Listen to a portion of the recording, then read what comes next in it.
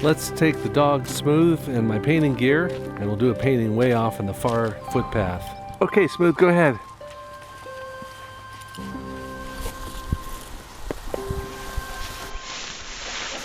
He can't see a thing through that high grass. Come on, Smooth. Well, the grass is even higher today. Hasn't been mowed yet because it's still too wet back here. I'm going to take a whole different set of roads here and look for hopefully a simpler motif than last time. Come on, Smoothie. An abandoned snow fence and some wild rose. And break through to a place where there's a culvert that's washed out.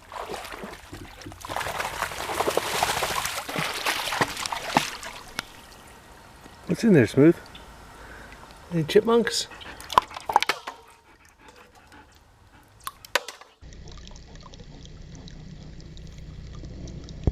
I'm gonna have to jump the gap.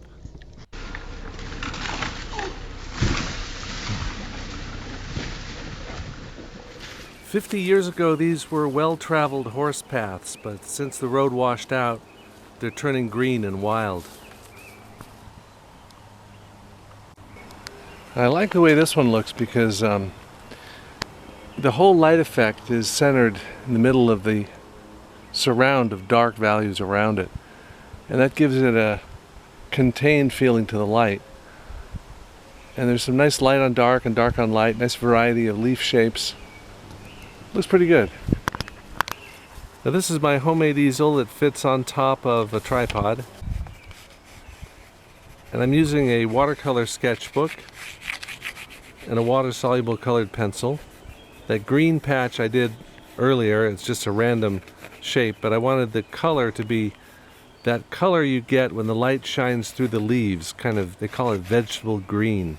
Different from the color on the top of the leaves.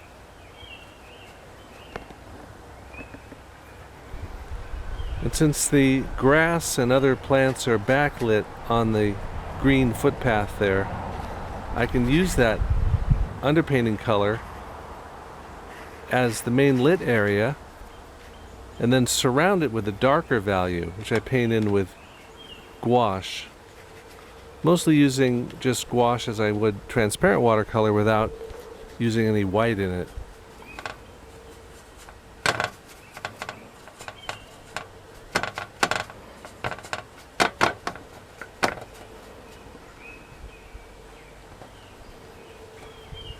This is a squirrel hair brush, a cat's tongue brush. It's a kind of a floppy brush. It doesn't have a lot of spring to it, but that's okay when you're just laying down big areas.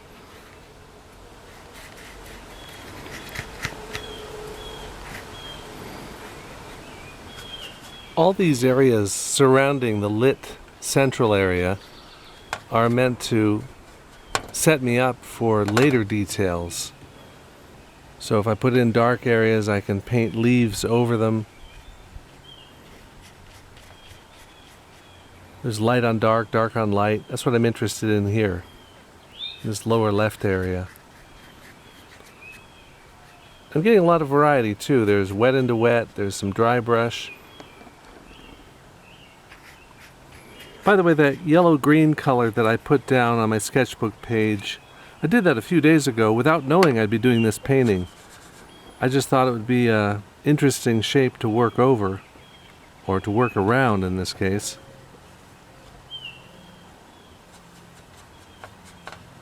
I'm using a little more blue to make this part of the dark areas go back in space with atmospheric perspective.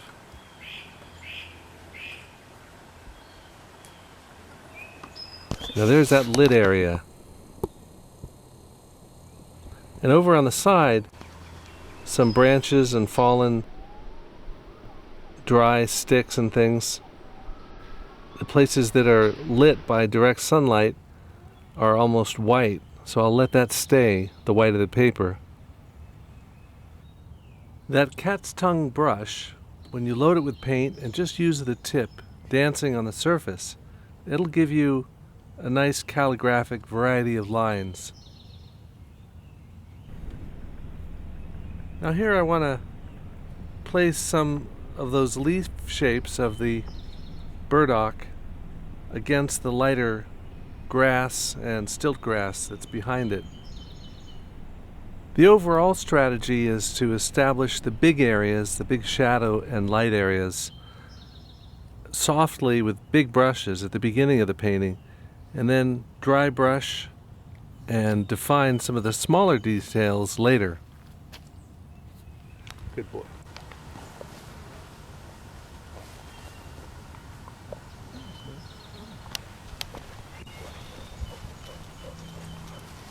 Good doggy. I work at standing height, and I mix my colors on a metal pencil tray that I've painted white, using a small palette of gouache.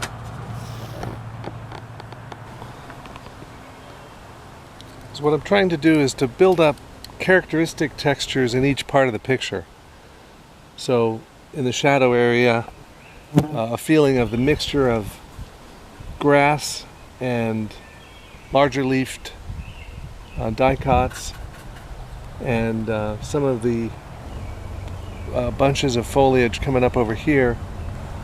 And then, since I can't capture all the detail, I'm just trying to get typical detail for each area, whatever I can get with the brush. And if it's fine linear detail, I can use a pencil over the gouache for branches and stems and thin forms like that. What are you eating, Smooth? What are you eating? Oh, don't eat that. What is that? What are you eating? That, you shouldn't be eating that. It's got bugs, slugs on it. Now I'm painting a few of the smaller trees that have grown up alongside the footpath. And when you leave a footpath long enough, the grass grows up and the trees will close in around it, and it'll disappear back into the forest. In America, compared to Britain, we don't have as many public right-of-ways of footpaths that go through land and are reserved for pedestrians. And this has been the case for a long time, even back in the 1880s. Nature writer John Burroughs described the reaction of an Englishwoman who was disappointed because she said, "You have so much nature and yet no way of getting at it, no paths or byways or stiles or footbridges, no provision for the pedestrian outside of the public road." John Burroughs says that this Englishwoman felt that she could not come at the landscape. She could not reach a wood or a hill or a pretty nook anywhere without being a trespasser, or getting entangled in swamps or in fields of grass or grain, or having her course blocked by a high and difficult fence.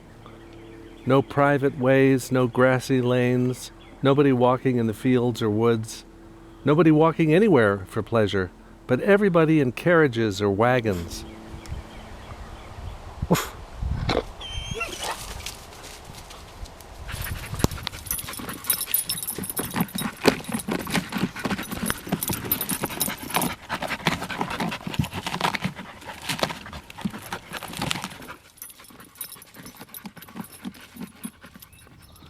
A patch of light on the forest floor means an opening in the canopy above,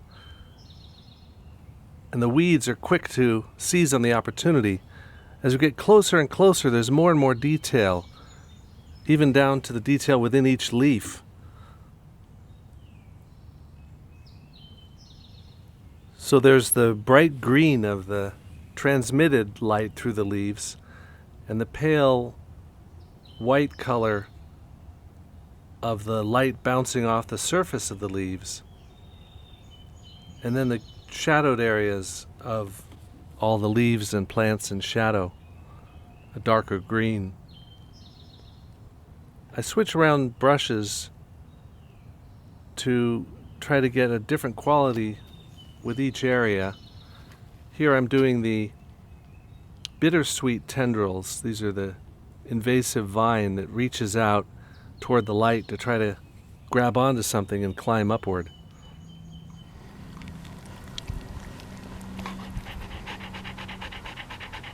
Smooth's pretty patient. He's been digging in the dirt. His mouth is full of dirt, trying to find more chipmunks. And the ticks are trying to get me. They're going through the underbrush of my arm hairs.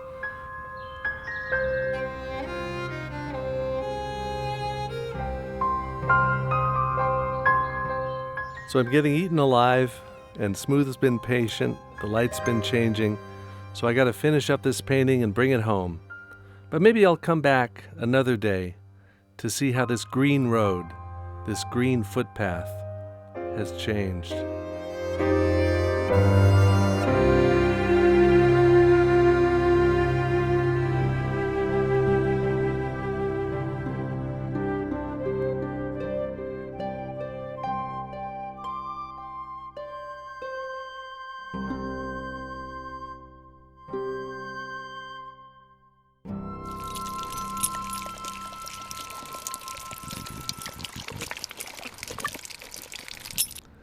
Okay, thanks for watching. You might want to check out my website or subscribe to my channel. And then here's a playlist with more good stuff and a video that continues the story. So check them out and share with your friends.